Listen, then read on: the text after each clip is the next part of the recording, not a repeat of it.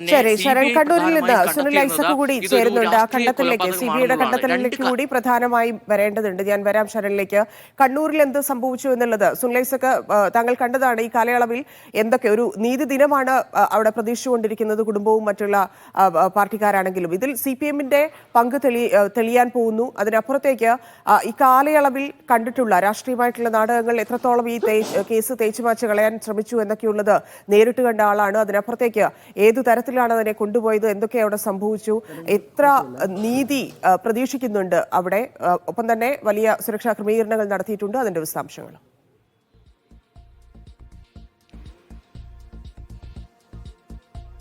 കൃപേഷിന്റെ വീടിന് മുന്നിലാണ് ഞാനുള്ളത്. കഴിഞ്ഞ 6 വർഷക്കാലമായി നിയമ പോരാട്ടത്തിലായിരുന്നു അവിടെ കൃപേഷിന്റെയും ശരത്ലാലിന്റെയും കുടുംബാംഗങ്ങളും ഇവിടുത്തെ കോൺഗ്രസ് പ്രവർത്തകരും ഒക്കെ ഉണ്ടായിരുന്നത്.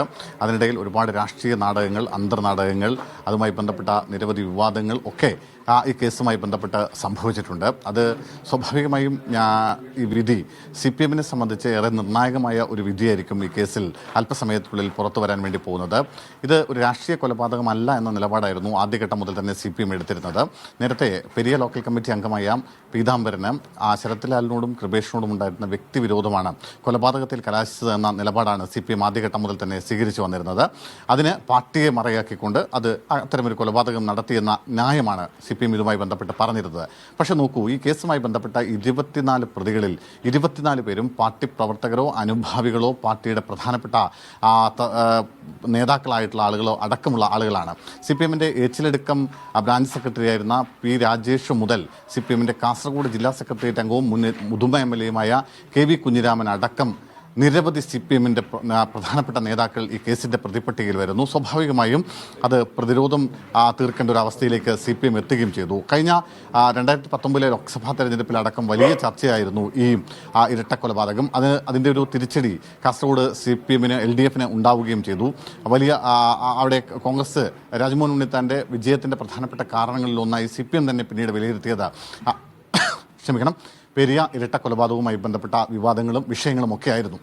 അതായത് ഞാൻ മുമ്പ് പറഞ്ഞതുപോലെ CPM-നെ സംബന്ധിച്ച് ഒരു സമ്മേളന കാലഘട്ടമാണ്. മാത്രമല്ല തദ്ദേശ തെരഞ്ഞെടുപ്പിലേക്ക് ഇനി കേവലം 5-6 മാസങ്ങൾ മാത്രമാണ് ഇനി ബാക്കിയുള്ളത്.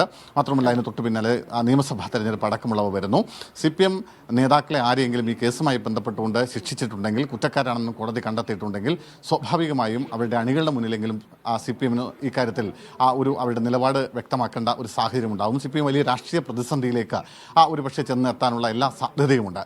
എന്തായാലും അത് മാത്രമല്ല, ഇതുമായി ബന്ധപ്പെട്ട് പറയേണ്ട കാര്യം, നേരെ തിരിച്ചടിയാണ് ഉണ്ടാവുന്നതെങ്കിൽ, അതായത് വിധി പ്രതികൂലമാവുകയാണ് ഉണ്ടാവുന്നത് എന്നെങ്കിൽ കോൺഗ്രസിനെ സംബന്ധിച്ചും അത് വലിയ പ്രതിസന്ധിയിലേക്ക് കോൺഗ്രസിനെയും കൊണ്ടുവന്നെത്തിക്കും. കാരണം ഇതുമായി ബന്ധപ്പെട്ട് വലിയ വിവാദങ്ങൾ ഈ സംഭവങ്ങളുമായി ബന്ധപ്പെട്ട് ഇവിടെ ഉയർന്നിട്ടുണ്ട്. നേരത്തെ ഈ കേസിൻ്റെ നടത്തിപ്പുമായി ബന്ധപ്പെട്ട് വീഴ്ച സംഭവിച്ചു എന്നടക്കമുള്ള ആരോപണങ്ങൾ ഉയർത്തി ഒരു വിഭാഗത്തിനെതിരെ വലിയ ആരോപണങ്ങളൊക്കെ ഉയർന്നിരുന്നു. മാത്രമല്ല ബാലകൃഷ്ണൻ പെരിയ അടക്കമുള്ള ആളുകൾ ഈ കേസുമായി ബന്ധപ്പെട്ടുള്ള ചില ആരോപണങ്ങൾ പരസ്യമായി തന്നെ ഉന്നയിക്കുന്ന സാഹചര്യം പോലും ഉണ്ടായിരുന്നു. അതായത് കേസ് നടത്തിപ്പിൽ ചില പാകപ്പിഴകളൊക്കെ സംഭവിച്ചു എന്ന ആരോപണം ഒരു ഭാഗത്ത് നിന്ന് ഉണ്ടാവുകയും ചെയ്യുന്നു. അത്തരത്തിൽ അതിനിടയിലാണ് CK ശ്രീധരൻ്റെ ഒരു കൂറുമാറ്റം ഉണ്ടാവുന്നത്. CK ശ്രീധരൻ ഒരു സമയത്ത് ഈ കോൺഗ്രസിന് വേണ്ടി ഇതിന് നിയമോപദേശം ഈ കേസുമായി ബന്ധപ്പെട്ട് നടത്തുകയും ഒപ്പം കുടുംബത്തിന് വേണ്ടി നിയമോപദേശം നൽകുകയും ഒക്കെ ചെയ്ത ആളാണ് CK ശ്രീധരൻ. പക്ഷേ ഇടക്കാലത്ത് CPM-ലേക്ക് ചൂടുമാറുന്നു. മാത്രമല്ല CPM-ലേക്ക് മാറി ഏതാണ്ട് 2 ആഴ്ച പൂർത്തിയാകുമ്പോൾ 9 പ്രതികൾക്ക് വേണ്ടി, KV കുഞ്ഞിരാമൻ അടക്കമുള്ള 9 പ്രതികൾക്ക് വേണ്ടി വക്കാലത്ത് ഏറ്റെടുക്കുന്ന ഒരു സാഹചര്യം പോലും ഉണ്ടായി. അതായത് പെരിയ കേസ് അട്ടിമറിക്കുന്നതിന് വേണ്ടി CK ശ്രീധരനെ വില കൊടുത്തു വാങ്ങിയെന്നൊരു ആരോപണം കോൺഗ്രസ് ഈ ഘട്ടത്തിൽ ഉന്നയിക്കുകയും ചെയ്തിരുന്നു. നമുക്കിപ്പം ഇവിടുത്തെ യൂത്ത് കോൺഗ്രസിന്റെ കാസർഗോഡ് ജില്ലാ പ്രസിഡന്റായിരുന്നു, ഇപ്പം DCC വൈസ് പ്രസിഡന്റ് പ്രദീപൻ ചേരുന്നുണ്ട്. പ്രദീപൻ, എങ്ങനെയാണ് ഈ വിധി എങ്ങനെ ഉണ്ടാകുമെന്നാണ് നിങ്ങളുടെ ഒരു പ്രതീക്ഷ? ഏറ്റവും ശക്തമായ ഒരു വിധി തന്നെ. അതായത് കഴിഞ്ഞ ഈ 6 വർഷം മുമ്പ് നടന്ന ഒരു കൊലപാതകവുമായി ബന്ധപ്പെട്ട് നമ്മുടെ പ്രിയപ്പെട്ട 2 സഹപ്രവർത്തകരെ ഏറ്റവും നല്ല പ്രായത്തിൽ അവരെ കൊന്നു തള്ളിയ CPM-നെതിരായി, അവരുടെ അരുങ്കൊല രാഷ്ട്രീയത്തിനെതിരായി, ഈ കൊലപാതക രാഷ്ട്രീയത്തിനെതിരായി ഒരു ശക്തമായ വിധി ഉണ്ടാകും എന്നുള്ള പ്രതീക്ഷ തന്നെയാണ് നമ്മളുള്ളത്. ഈ കഴിഞ്ഞ കാലങ്ങളിൽ നടത്തിയ നിയമ പോരാട്ടങ്ങൾ നമുക്കറിയാം. ഈ കേസിൻ്റെ തുടക്കത്തിൽ ഇവർ 2 പേരെയും കൊന്ന അന്ന് മുതൽ CPM ഞങ്ങൾക്ക് പങ്കില്ലെന്ന് പറയുമ്പോഴും ഈ കേസുമായി ബന്ധപ്പെട്ട എല്ലാ തരത്തിലുള്ള അന്വേഷണവും അട്ടിമറിക്കുന്ന തരത്തിലുള്ള പ്രാഥമിക അന്വേഷണം ഉൾപ്പെടെയുള്ള കാര്യത്തിൽ ആ രീതിയിൽ വീഴ്ച വരുത്തിക്കൊണ്ടാണ് മുന്നോട്ട് പോയത്. പിന്നീട് ക്രൈംബ്രാഞ്ചിന് ഏൽപ്പിച്ചു എന്ന് വരുത്തി തീർക്കാൻ വേണ്ടി ക്രൈംബ്രാഞ്ച് വന്ന സമയത്തും അവരുടെ നേതാക്കന്മാരിലേക്ക് കേസ് വരാതിരിക്കാൻ വേണ്ടിയുള്ള ഏറ്റവും ശക്തമായ നീക്കം നടത്തിക്കൊണ്ടാണ് കേസ് മുന്നോട്ട് പോയത്. അപ്പോഴും രണ്ട് കുടുംബവും പറഞ്ഞത് ഇതിനകത്ത് ഞങ്ങൾക്ക് തൃപ്തിയില്ല, അന്വേഷണം തൃപ്തികരമല്ല എന്ന് പറഞ്ഞ് സുപ്രീം കോടതി വരെ പോകുന്ന ഒരു സാഹചര്യം ഉണ്ടായപ്പോൾ ഏതൊക്കെ ഘട്ടത്തിൽ ഹൈക്കോടതിയിലായാലും സുപ്രീം കോടതിയിലായാലും നമ്മുടെ ആവശ്യങ്ങൾക്ക് ഈ രണ്ട് കുടുംബത്തിൻ്റെയും ന്യായമായ ആവശ്യങ്ങൾക്കെതിരായിട്ടുള്ള നിലപാടാണ് സംസ്ഥാന സർക്കാർ സ്വീകരിച്ചത്. ആ കേസിനകത്ത് ഇപ്പോൾ രഞ്ജിത്ത് കുമാറിനെയും മനീന്ദർ സിംഗിനെയും പോലെയുള്ള സുപ്രീം കോടതിയിൽ ഏറ്റവും സീനിയറായ അഭിഭാഷകരെ കൊണ്ടുവന്ന് രണ്ട് ചെറുപ്പക്കാരെ കൊന്ന കേസിനകത്ത് അവർക്ക് നീതി വേണമെന്ന് പറഞ്ഞ് അവർക്കൊപ്പം നിൽക്കേണ്ട ഒരു സർക്കാർ അത് വേണ്ട, അതിനകത്ത് ഉന്നതതല അന്വേഷണം വേണ്ട, അല്ലെങ്കിൽ പിന്നെ CBI അന്വേഷണം വേണ്ട എന്നുള്ള നിലപാടാണ് സർക്കാർ സ്വീകരിച്ചത്. അന്ന് തന്നെ അതിനകത്ത് വളരെ വ്യക്തമായിരുന്നു, ഇതിനകത്ത് ഉന്നതതല ഗൂഢാലോചനയുണ്ട്, CPM നേതാക്കളിലേക്ക് ഈ കേസ് എത്തും എന്നുള്ള പേടി CPM ഉണ്ടായിരുന്നു എന്നതുകൊണ്ട് തന്നെയാണ് CBI വരുന്ന വരവ് തടയാനും അതുമായി ബന്ധപ്പെട്ട് 1.5 കോടിയോളം രൂപ സംസ്ഥാന സർക്കാർ ഖജനാവിന് ചെലവഴിച്ചു. CBI അന്വേഷണത്തിൽ നിങ്ങൾ തൃപ്തരായിരുന്നോ?